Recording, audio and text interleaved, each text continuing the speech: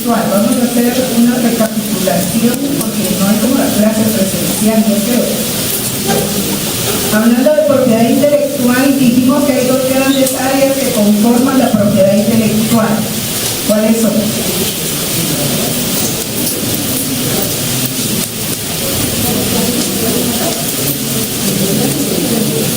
No todos.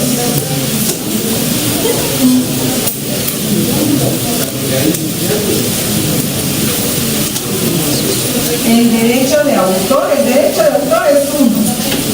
En donde usted lee derechos de autor, no está bien, no es correcto. Es el derecho de autor, él tiene la autoría, ¿verdad? Entonces es un derecho. Aparte puede tener otros derechos, pero el derecho de autor es uno. Derecho de autor y derechos conexos, y por el otro lado la propiedad industrial. Las dos juntas nos van a hacer propiedad intelectual, ¿sí? Tenemos en la propiedad intelectual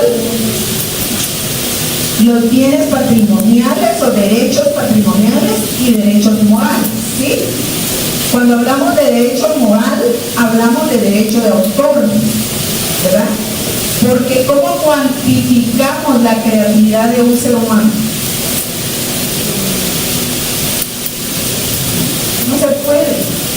No se puede, ¿verdad? Lo que usted sabe vale tanto, la creatividad que usted tiene vale tanto, no puede ser. Entonces existe per se un derecho moral, ¿verdad? Un derecho inherente a la persona humana, como esa protección al intelecto, a las creaciones del intelecto, y por el otro lado, en la propiedad industrial, si ustedes se recuerdan, tenemos el derecho patrimonial, ¿verdad? Porque ¿para qué se crean mercancías? Para el mercado. Ahí hay patrimonialidad. Creamos una marca. Díganme marcas, las que ustedes quieran. Eso sí sabe. Nike, Dick, Suave Chapina, ese con la que le daban. Entonces, tenemos marcas. ¿Qué es eso? Un valor patrimonial. Vean que colocábamos ejemplos el otro día, si se recuerdan. Un chequecito. ¿Qué marca es esa? Nike, ¿verdad? El pollito con el sombrero. Dos marcas, ¿cuáles son? Male y Campero, ¿verdad? Entonces, si ustedes se dan cuenta, esos son, por eso, valores patrimoniales, ¿sí? Encontramos la importancia de entender, y por eso hicimos ese andamiaje de contenido de derecho en el capítulo 1, que es la propiedad intelectual, como recordatorio, ¿verdad? Para los que hayan pasado de noche. ¿Por qué razón? Porque ahí encontramos que vamos a entender la contratación de propiedad intelectual. Cuando hablamos de la propiedad intelectual, estamos hablando de mucha terminología. Vayámonos al artículo 4 de la Ley de Derecho de Autor y Derechos Conexos. Igualmente al artículo 4 de la Ley de Propiedad Industrial.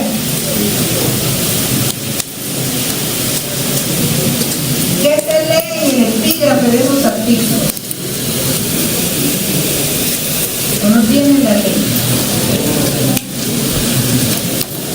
¿Ustedes creen que los agricultores van al campo y no llevan machete?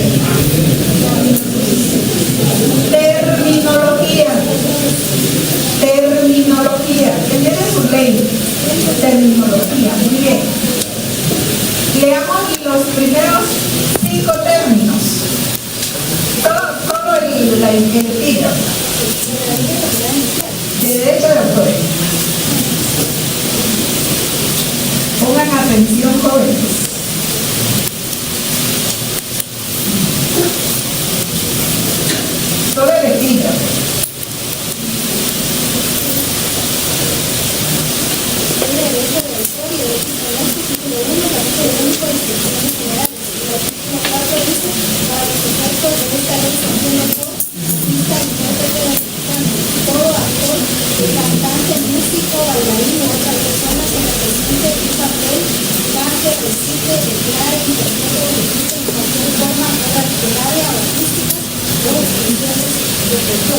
Muy bien. Solo dígame el otro epígrafe. Epígrafe quiere decir subtítulo. Darle exposición, comunicación al público, copia o verdad, copia explícita, exposición al público, divulgación, fijación, programa, grabación, efímera. 11. Medidas referentes a destino. 12. Obra anónima. 13. Obra audiovisual. 14. Obra colectiva. 15. Obra de arte estándar. Obra de 6. Obra derivada. 17. Obra en colaboración. 18. Obra individual. 19. Obra inédita. 20. Obra originaria. 21. Obra póstuma. 22. Obra seudónima. 23. Organismo de realización. 24. Préstamos. 25. Productor audiovisual. 26. Producción de fonograma. Toda licenciada. No, hasta ahí. De este lado, propiedad industrial, solo los epígrafes. Se les hace eterno porque leen un montón. Pero solo los epígrafes. Ley de propiedad industrial, artículo 4. ¿Cómo se lee? Los epígrafes de terminología.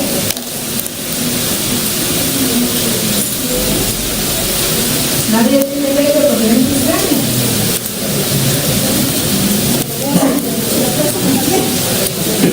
Mario.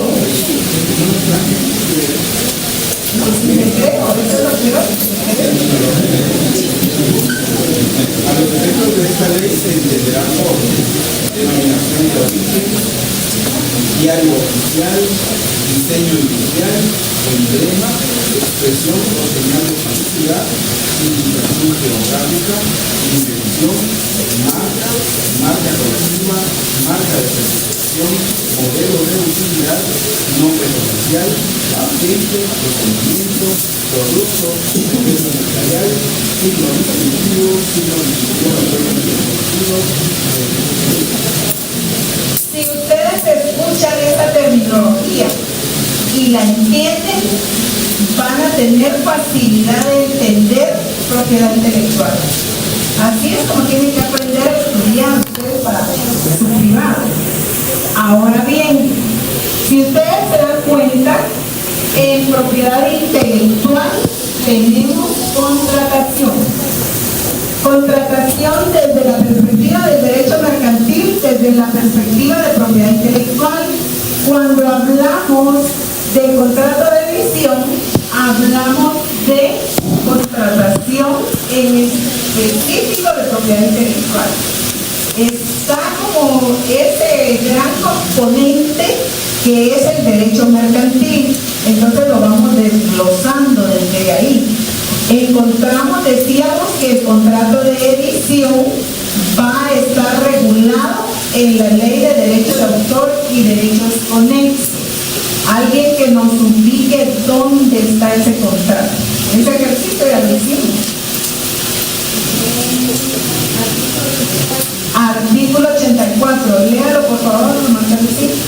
Para contratar la edición titular del derecho de autor de una obra literaria, científica o artística o sus desdoblamientos por ser de producción determinada una persona llamada en esto de obra y deberlo ejecutar a cambio de una retribución. El editor editará por su cuenta y riesgo la obra y entregará al autor la remuneración convenida. Encontramos entonces que hay una persona que es autor y hay otra persona que es editor, ¿sí? Decíamos que ese contrato tiene particularidades, si ustedes se recuerdan para los que están en las clases virtuales. Encontramos que puede darse de doble vía, que el autor le solicite al editor la edición de determinados ejemplares, determinada cantidad de ejemplares de su obra, y él va a ser efectivo el pago por esas ediciones, una o más, ¿verdad? O puede ser en el párrafo segundo que leíamos con ustedes, que sea el editor el que decide solicitar autorización al autor y por su cuenta y riesgo hacer las ediciones, ¿verdad? Entonces, esa es una particularidad que tiene ese contrato. Encontramos en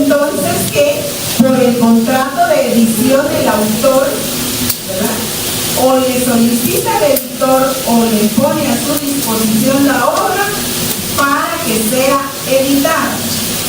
Puede contratarse el número de ediciones o puede contratarse cantidad de ejemplares, ¿verdad? Entonces ahí vemos la particularidad. Cuando hablamos del autor y del editor, estamos hablando de los elementos personales o intersubjetivos del contrato. Encontramos que hay una obra escrita por el autor, editada por el editor y media una remuneración.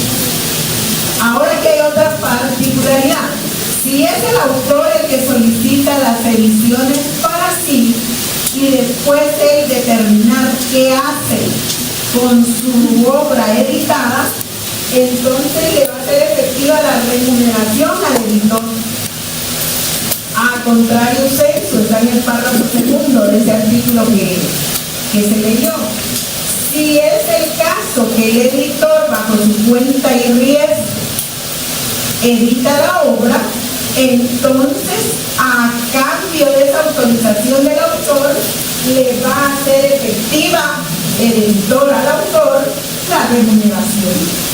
¿Se dan cuenta? Pueden ser de una forma o de la otra y dependiendo las cláusulas contractuales, cómo se contrató, así va a ser la remuneración del editor para el autor o del autor para el editor.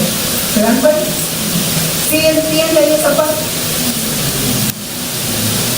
Si no le entienden, díganlo, estamos para eso.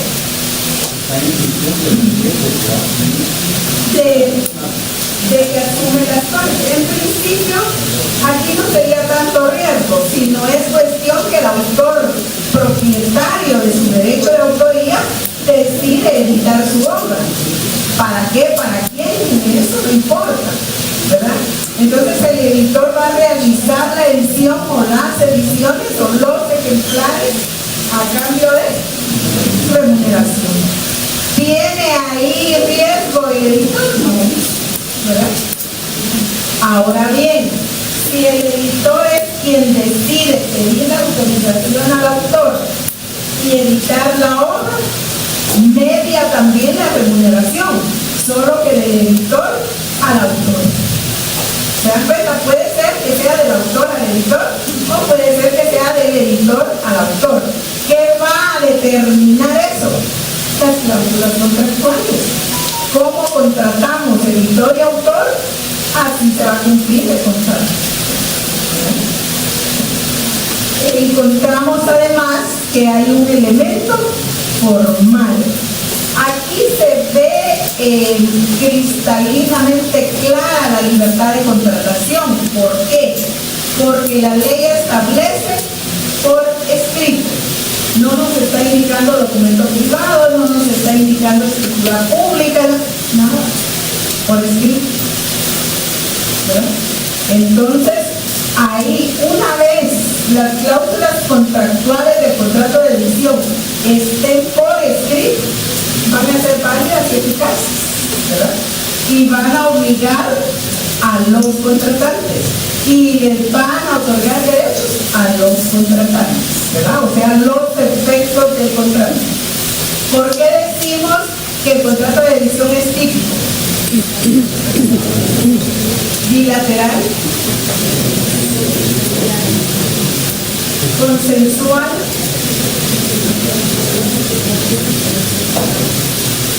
oneroso. Vean cuando yo les pregunto por qué es oneroso, no me hagan visto. Porque como ustedes llaman un perrito. Entonces no, ¿verdad? Media, dinero. Por eso es oneroso. Conmutativo, está mal escrito, pero la palabra es conmutativo.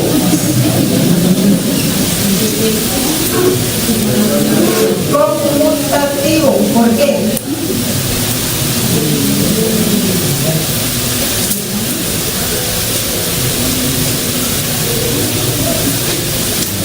Les costó llegar con la lluvia, muy difícil, ¿verdad? Y vinieron a platicar. Háganme el favor.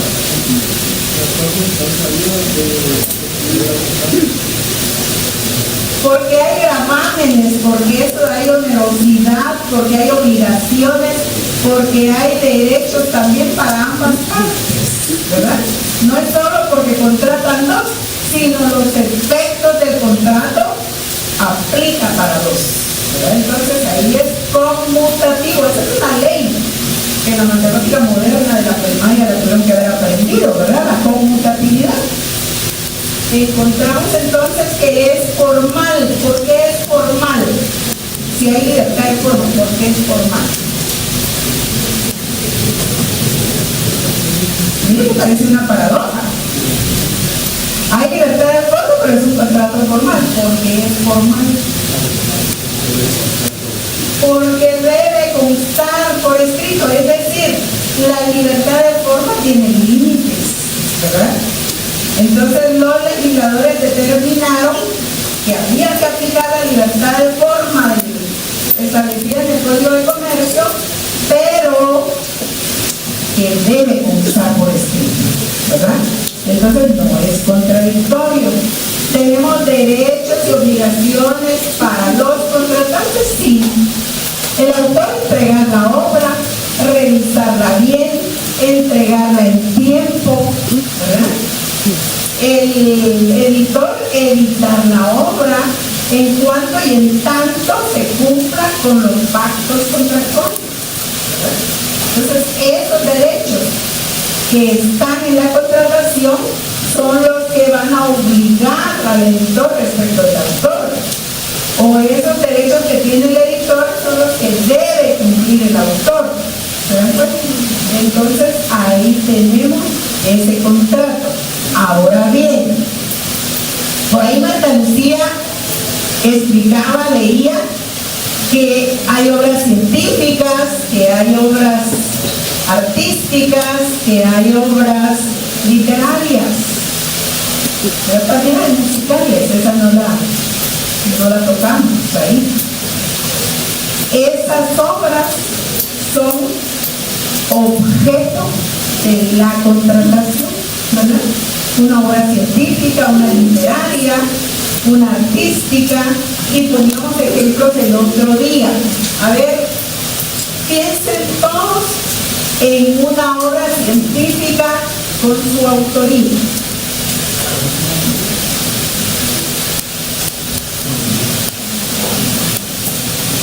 Científica con su autoría. El álgebra de Baldor, muy bien. Otra.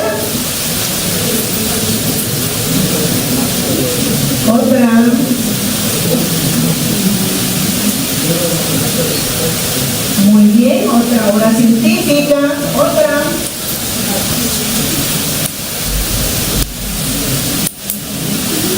No hay. Ay, no puedo creer que hay unos datos cerebro aquí, no hay obras. Es que no hay cerebros.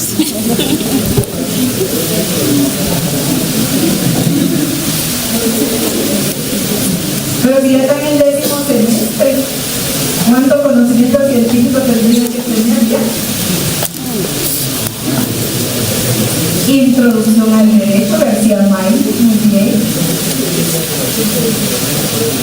Esa es otra obra científica, si no hay que irse a la NASA para saber eso. Aquí las hemos tocado, ¿verdad? En procesal civil encontraron obras, en introducción al derecho, en economía, en sociología, en procesal civil, en laboral, en procesal del trabajo, ¿o no? Todo ese conocimiento que ustedes consultaron con su bibliografía, que alguna vez lo hicieron, pues son obras científicas. Así de sencillo. Tienen autor, ya lo decían ustedes, ¿verdad? Sí, bien, ¿verdad? Ahora, como dicen ustedes, no las hemos visto ni las hemos tocado. Me parece Santo Tomás. Esa es una obra científica, ¿no? ¿Por qué? Ahí tiene un nombre, instituciones de derecho mercantil, tiene un autor, el mismo Vázquez Martínez. y tiene un contenido de ciencia con el que deberían estarse metiendo. Entonces, ahí tenemos ciencia. Lo que hacemos aquí es ciencia. Ahora, si ustedes la ciencia la ubican solo con Albert Einstein, ese es otro punto de error. ¿Por qué? Porque las discusiones de aquí que sacan conocimiento. ¿Y ustedes son científicos? Sí. Si no, ¿qué están haciendo aquí, verdad? O vienen solo a platicar y a comer. Entonces, hay que verlo. Hacemos ciencia, sí. Cuando preguntamos, cuando respondemos, cuando lo discutimos, cuando concluimos, ahí hay ciencia. Entonces encontramos ahí contratación. Vayámonos a las obras literarias. Denme ejemplos. Tal vez son más leídos de eso. 100 años de soledad, ¿de quién? Muy bien.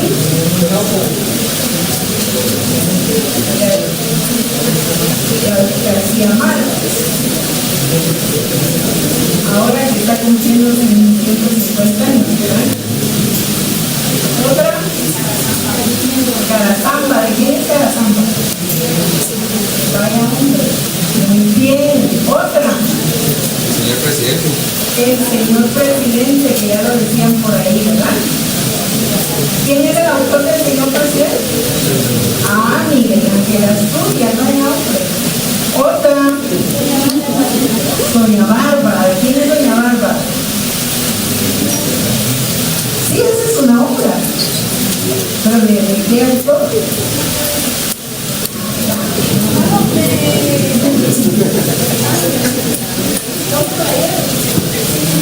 Otra obra.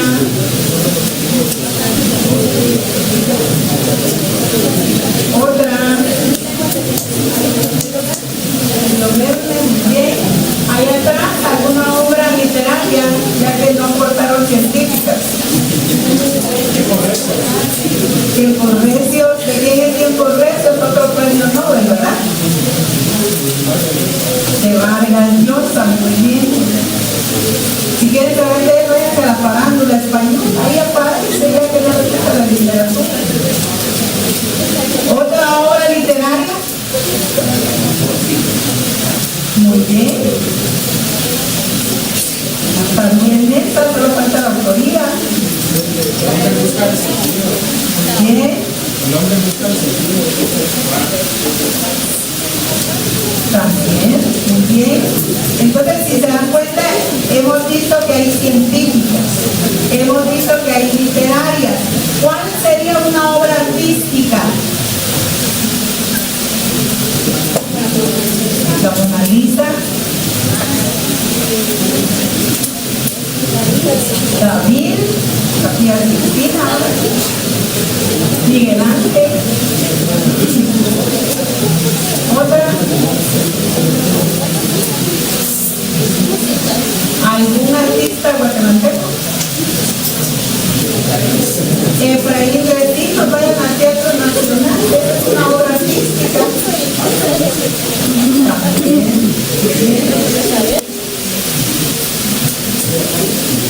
Frida Kahlo, Picasso, muy bien.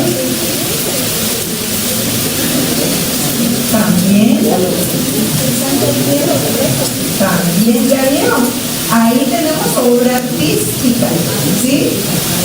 Obras musicales, ¿cuáles serían? Muy bien, muy justo usted.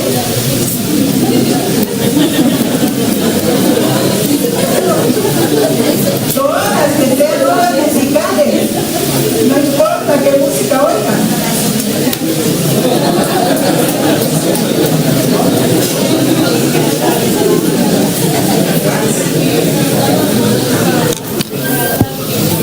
Aunque les parezca una broma, son obras musicales.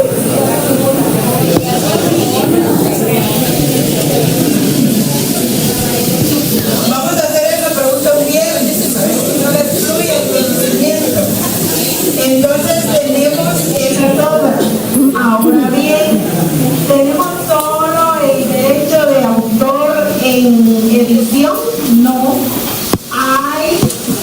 contrato de representación y ejecución pública. ¿A qué se refiere el contrato de representación y ejecución pública y dónde lo tenemos regulado? Alguien que lo lea, por favor. ¿Nos lo puede compartir?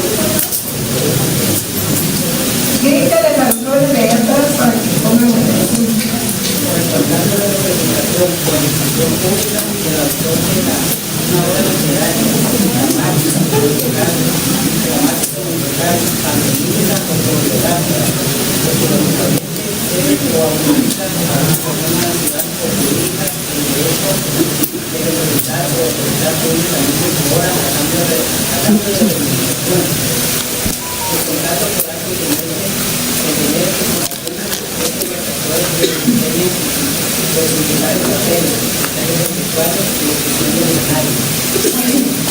Entonces vean ustedes en qué consiste el contrato de representación y ejecución pública. En que las obras que hemos estado platicando, por eso les decía, hay que hacer esa introducción, si no, no entendemos los contratos.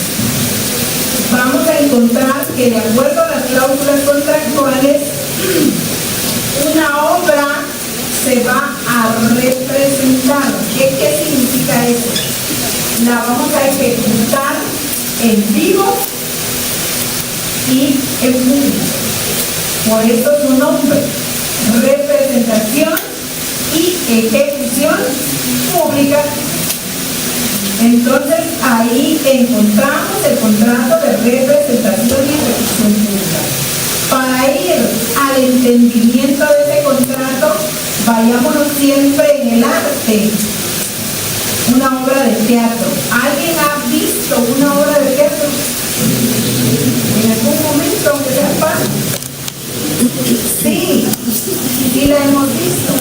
Entonces, vean ustedes, ahí hay representación y ejecución pública. ¿De qué se hace la representación y la ejecución pública? De una obra. Los árboles mueren de pie, por ejemplo, de Alejandro Casona. Ahí hay una obra. Y si no la quiere tan complicada, vaya a la Caperucita, Blancanieves, etc. Y esas también son obras, ¿verdad? ¿Tienen este contenido? Sí. Sí tenemos ese contenido. Entonces vean ustedes. Si quieren a otro nivel, pues váyanse a Broadway. Obras musicales, ¿verdad? Obras de teatro musicales, esos son apasionantes, ¿verdad? ¿Es este contrato el que se manifiesta ahí? Sí, es ese contrato.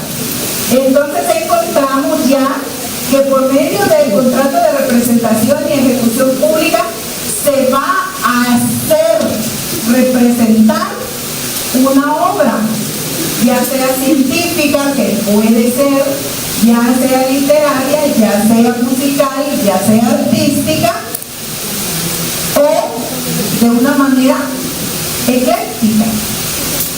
Y va a ser frente a cualquier clase de obras, ¿verdad? Entonces ahí tenemos el contrato de representación y ejecución pública. ¿Quién va a realizar ese contrato? No estoy diciendo la representación, ese contrato. Pues hay un autor, ¿verdad? Porque hay una obra. Hay un empresario de espectáculos que va a hacer, que va a contratar con el autor para que le autorice la representación de su obra ante un público determinado. ¿Han visto ustedes, por ejemplo, el Teatro de Lira? Saca muchas obras teatrales, por ejemplo, ¿verdad? El Abril, el Luz, ahí hay, ¿verdad?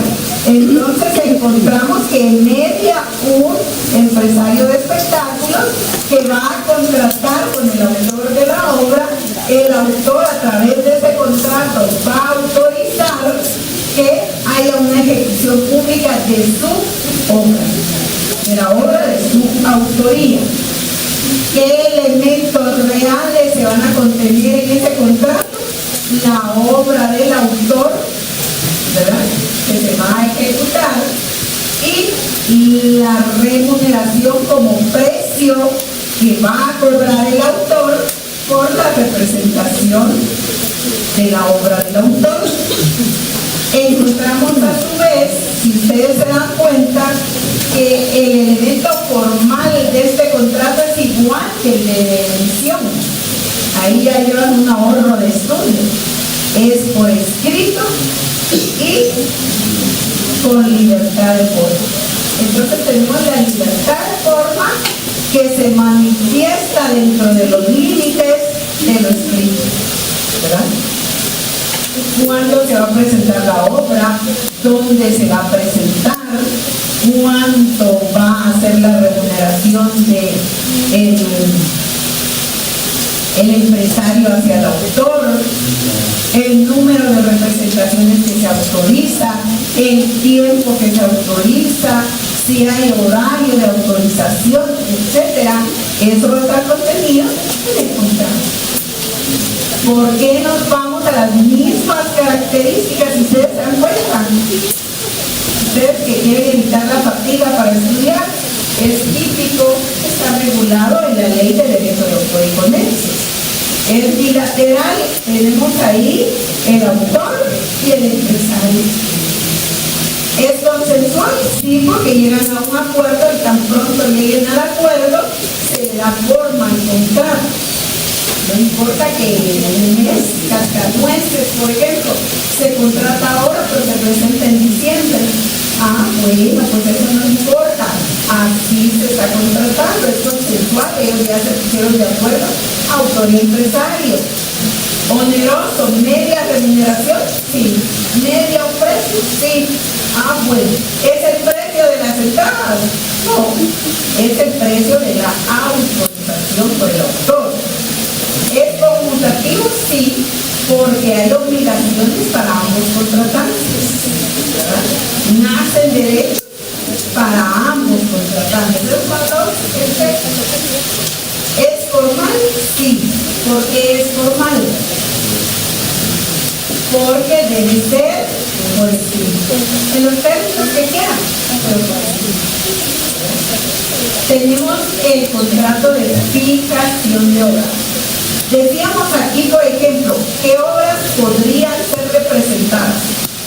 Recuérdense a su mutil de representar, porque cuando lo obligaron a ir al teatro. Cascanueces,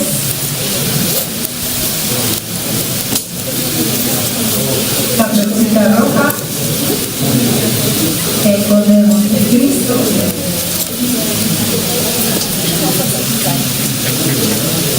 también el Mago de Oz, muy bien,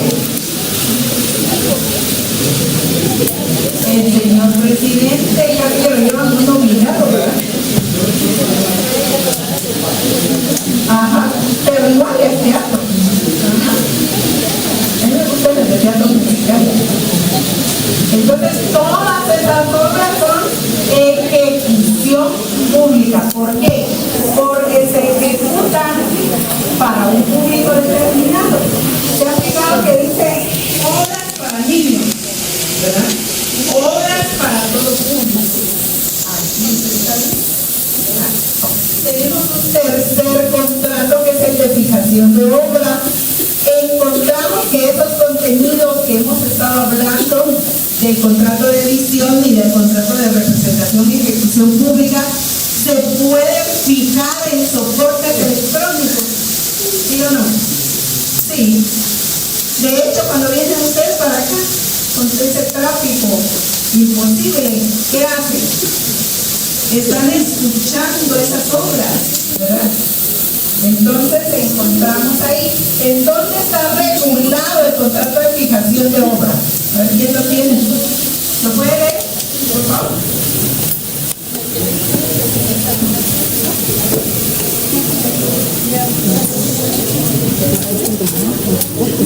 Internet, ahorita no te lo sacaste. Es que no tengo internet. Ya se me lo llevo porque yo no recibo notariado. Muy bien. Igual yo mañana. Entonces hay una autorización para fijar una obra en un soporte electrónico. Y a cambio de esa autorización para fijar la obra en el soporte electrónico, Entonces ahí encontramos que hay un autor y un productor en los elementos personales intersubjetivos. Por ejemplo, ¿quién nos daría autores de obras para fijar el soporte electrónico?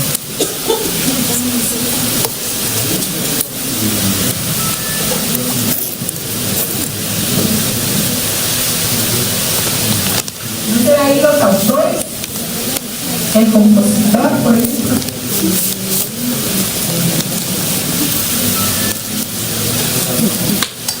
Ricardo Arjona, no es por nada, pero yo pienso en él. ¿Por qué razón? Porque llena todo el perfil, aunque les parezca gracioso, llena todo el perfil de autor, de intérprete, de compositor, productor y también él hace todo lo relativo a la reproducción, ¿verdad? Como metamorfosis. Anteriormente, cuando él inició, todas sus obras las realizaba a través de Sony Music. Pero luego encontró que le era menos oneroso hacerlo a través de él mismo porque lo sabía hacer. Entonces crea Metamorfosis y hoy por hoy a través de Metamorfosis él realiza las producciones, ¿verdad? Entonces vean ustedes que tiene todo, les decía, todo el perfil, ¿verdad? Aparte que es un autor guatemalteco 100%, entonces un orgullo chapín. Entonces ahí encontramos cómo entender más cercanamente este contrato de fijación de obra. ¿Qué mejor que un autor guatemalteco y un productor guatemalteco? Pues entonces yo la obra la entiendo de mejor manera, ¿verdad? Encontramos entonces elementos personales, el autor y el productor. ¿Puede ser aquí el mismo? Pues sí, se fusiona esa figura. Autor Ricardo Arjona y productor Ricardo Arjona, Metamorfosis, ¿verdad? Encontramos elementos reales, obra y remuneración. Otra vez, ¿qué obras podrían ustedes mencionar para fijación de obras? No son solo obras musicales, puede ser obra literaria, obra científica. ¿Qué hacen ustedes hoy por hoy aquí cuando uno está en la tarima? Parecen fotoperiodistas, ¿verdad? Ahí con el teléfono y todo, y después anda uno circulando por todo el mundo. Entonces, he de decir que eso es delito, porque no nos ha pedido autorización. Pero les pongo el ejemplo, porque de repente uno se asombra, la verdad que a uno le decían, mire, ¿dónde anda circulando usted? Pues yo nunca he estado por ahí, ¿verdad? Y se lo envían. Entonces, ahí encontramos que pueden ser obras científicas, y no lo hacen por mal, sino ustedes lo hacen para simplificarse la vida, ¿verdad? Entonces, podemos fijar obras científicas sí. Las clases del licenciado tal, y ahí cuando va al examen, especialmente oye y le dan a lo mismo y otra vez, ¿verdad? Entonces cuando ya lo miran a uno con malos ojos y pues si los pasaron oyendo la madrugada. Y entonces ahí tenemos fijación de obra científica, fijación de obra literaria. No se quieren ustedes desvelar con sus hijos ni que les quiten el tiempo ni todo eso. Pues ahí te voy a poner un cuento de Luisito Dios y ahí Dios que se encargue. Ah, bueno, pues esa es una fijación de obra, ¿verdad? O volvemos al Mago de Oz, por ejemplo, o Blancanieves, o qué sé yo. Entonces, ¿cuántos juegos? Ahora está ahí concursos, ¿verdad? Festivales de juegos digitales. Ah, bueno, pues esa es fijación de obras también, ¿verdad? Porque a través de los productores se realizan y se fijan esas obras, ¿verdad? Entonces, encontramos que tenemos obras científicas, obras musicales, obras artísticas, obras literarias, ¿verdad? Hoy tienen pereza de leer las noticias. ¿Qué hacen ustedes? le dan clic y las empiezan a escuchar, ¿verdad? Ay, no se aburrió leer. Y entonces ya todo escuchar. ¿Se puede eso? Sí, con la tecnología se puede. Entonces, vean ustedes, por eso ya no saben leer. Encontramos a su vez que el elemento formal es el mismo para evitarle la fatiga por escrito y libertad de forma, ¿verdad? Entonces, la libertad de forma, les digo, tiene un límite. Aquí la ley establece por escrito. Ahora, como usted lo redacte, pues como se le dé la gana o como Dios le ayude, ¿verdad? Pero es libertad de forma. Tenemos las mismas características, sí, ¿verdad? Es típico, ya vimos que está aquí el autor y el productor. En el ejemplo que yo les colocaba, pareciera ser la misma persona, pero no es así. El autor es individual, por ejemplo, en el caso de Ricardo Arjona, hay una obra que ustedes quieran, y el productor, pues es una persona jurídica, Metamorfosis, ¿verdad? Pero son personas diferentes. Encontramos allá que es bilateral, les decía, y es consensual porque se ponen de acuerdo cuántas fijaciones van a hacer. De hecho, todo lo que ha hecho Archimillonario Bolsón Music, ¿verdad? Siendo que productor, ¿verdad? Representando a N cantidad de personajes. ¿Es oneroso media la remuneración? ¿Hay derechos y obligaciones recíprocos? Sí. ¿Es formal? Sí, porque va por escrito, queda establecido por escrito.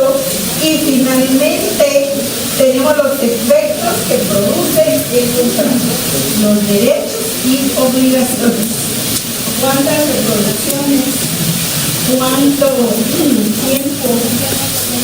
¿En qué circunstancias se va a contratar? Todo eso lo establece el contrato y las obligaciones, ¿verdad? Ahora, ¿cuál es el precio de esas producciones y de esas reproducciones?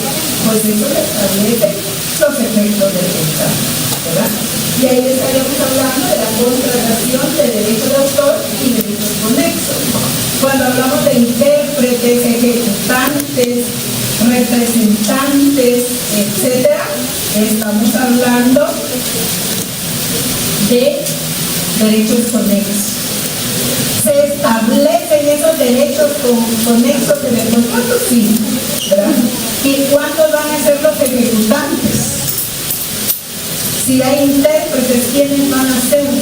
¿Verdad? Hay vocalistas, ¿cuántos van a ser? Hay bailarines, ¿cuántos van a ser? ¿Y cuánto se va a pagar por cada uno? Todos esos son derechos conexos, ¿verdad? Entonces, ahí encontramos que hay obras de colaboración, sí. Miremos aquí una, Ricardo Arjona y Gaby Moreno, ¿verdad? ¿Fuiste tú? Esa es una obra de colaboración. ¿Se recuerdan ustedes? ¿Y ahí? Entonces, ahí tenemos que sí hay de colaboración. Pero ¿dónde queda establecido? En el contrato. ¿Verdad? Entonces, ahí tenemos contratos de propiedad intelectual, derecho de autor y derechos conexos. ¿Qué media primeramente en todo esto? Derechos morales. Claro, cuando ya se fija en un soporte electrónico y cobra el productor y cobra las producciones y las reproducciones, pues eso tiene costos, ¿verdad?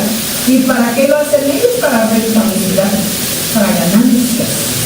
Ah, bueno, pues ahí entra a batear la patrimonialidad, ¿verdad? El derecho patrimonial. Pero primero es un derecho moral, ¿verdad? Entonces ahí encontramos, siempre hablando de los contratos en materia de propiedad intelectual, tenemos que hay propiedad industrial, ¿verdad?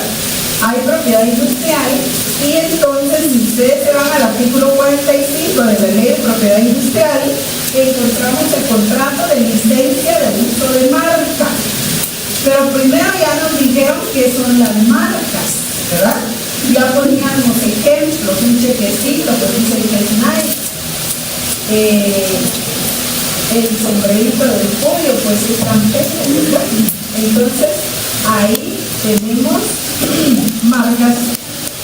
Las marcas para tener ese derecho de la creación del intelecto protegido, hay una autoridad que los protege. ¿Cuál es? El registro de propiedad intelectual. Anteriormente, antes de esta ley vigente, se llamaba registro de propiedad industrial, pero se cayó en la cuenta que no solo había derechos de propiedad industrial que se registraban, es decir, no solo marcas, no solo patentes, no solo invenciones, sino que también derechos de autoría, derechos de autoría y derechos de otra naturaleza conexa, y entonces se dio por darle el nombre a esta autoridad como registro de propiedad intelectual, que abarca tanto la propiedad industrial como el derecho de autor y conexo. Cualquier trabajo, cualquier profesional, cualquier duda, cualquier inquietud respecto del derecho registral de propiedad intelectual, vamos al registro de propiedad intelectual y ahí se nos resuelve. ¿Verdad? Hay un principio registral que establece que primero el tiempo es primero el registro, ¿verdad? Primero el tiempo de registro, pues va a ser el primero el derecho. Entonces, ¿qué quiere decir eso? Ya decíamos que la propiedad intelectual se protege internacionalmente por el Convenio de París específicamente y el Convenio de Berna. Entonces, ustedes, por ejemplo, hablando ya de propiedad industrial, pueden registrar un perfume, una loción en Francia, ¿verdad? Y querer registrarla aquí. Entonces hay que seguir el camino registral y vamos a encontrar si primero fue registrado en Francia o primero fue registrado en Guatemala, ¿verdad? Y en cuanto y en tanto sea primero, ahí va a estar la protección del derecho a registrar. Cuando hablamos del contrato de licencia de uso de marca, ¿qué quiere decir? El propietario de la marca me autorice para usar. Eso quiere decir, ¿verdad? Pero si así fríamente lo aprendemos como contrato de licencia de uso de marca, me va a costar entenderlo, me va a costar fijarlo y a la hora del examen lo escribo al revés. Eso sí es seguro. Entonces, ¿qué quiere decir así en términos más chapines? Que yo voy a solicitar autorización para usar la marca. ¿Y a quién se la voy a solicitar esa autorización? Pues al propietario de la marca, ¿verdad? De hecho, si ustedes se dan cuenta, por ejemplo aquí hay franquicias de las marcas, ¿verdad? Entonces las franquicias pueden ser exclusivas o no, ¿verdad? Si hablamos de exclusividad, hablemos de exclusividad de marcas de tenis, por ejemplo. Entonces, si estamos hablando de exclusividad de esas marcas, quiere decir que yo me voy a dedicar a negociar la autorización solo de una marca. Zapatos Nike, zapatos Adidas, zapatos Puma, Skechers, Lacoste, lo que sea. Entonces ahí, pero solo uno, ¿verdad? Cuando no tengo exclusividad, yo puedo negociar muchas marcas, ¿verdad? Entonces, de esta cuenta ustedes ven tiendas donde solo hay Nike, o solo Adidas, o solo Levi's, o solo Tommy, etc. ¿Verdad? Por ahí usted quería preguntar.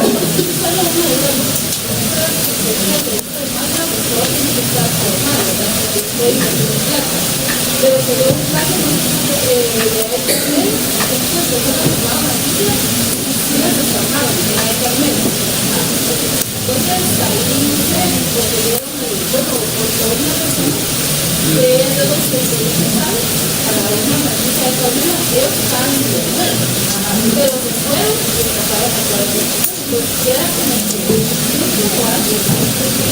efectivamente, el contrato de licencia de uso de marca es uno de los más formales.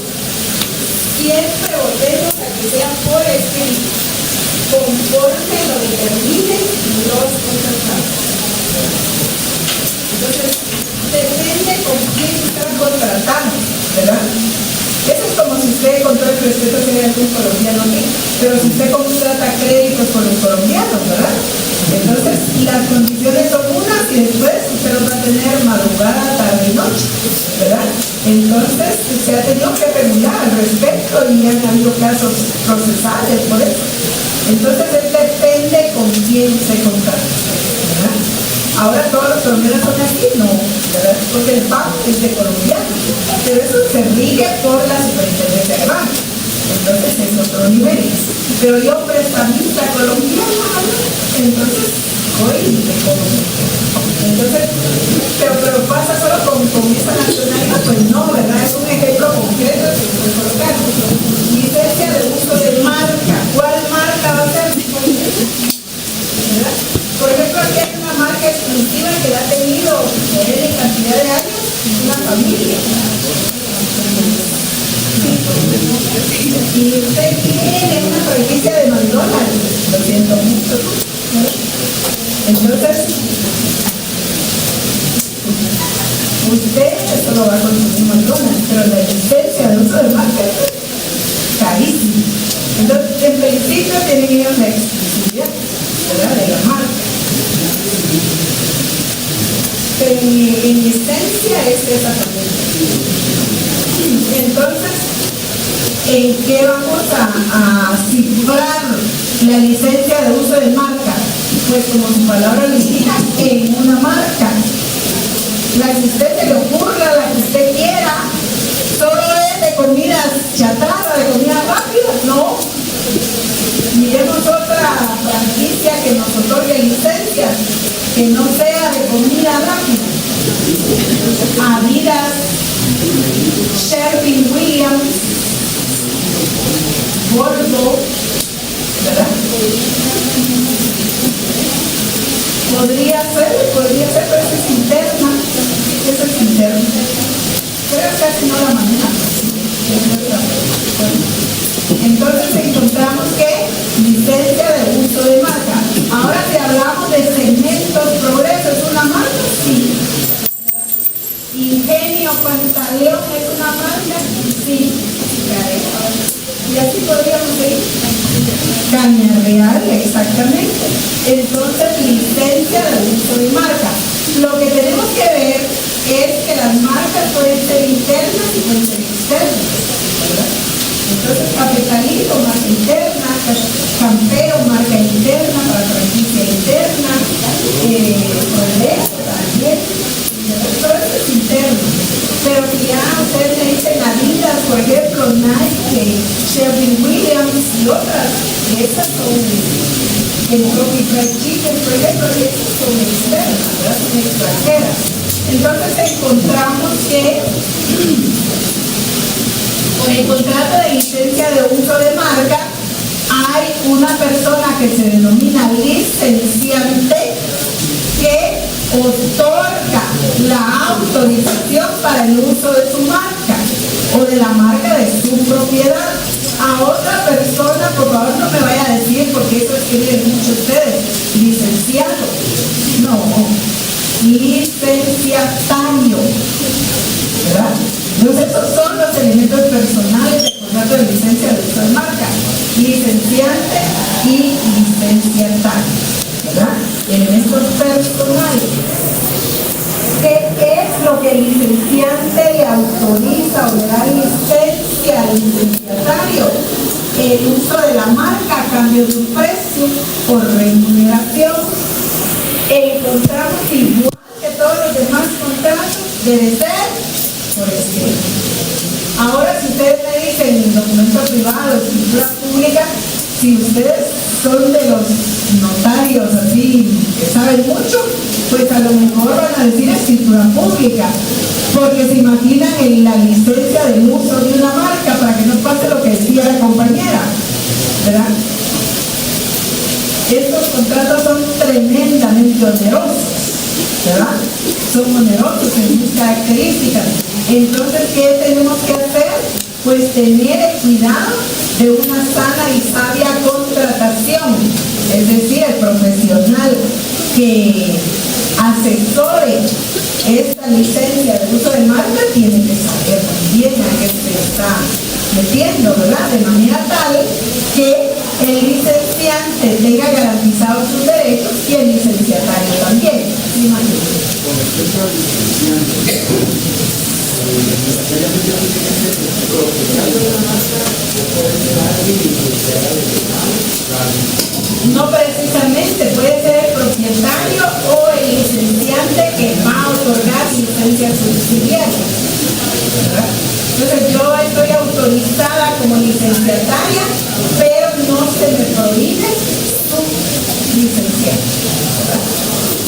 autorizamos el uso de las marcas. Es igual. Entonces, ahí van a haber licencias en uso originario para el licenciante o pueden haber derivadas de ese mismo contrato de licencia de uso de marca para otros. Las características son exactamente iguales a las que vimos anteriormente. Los derechos y obligaciones pues es autorizar la licencia del uso de la marca. Puede pasar con modelos de utilidad, con diseños industriales, con denominaciones de origen, etc.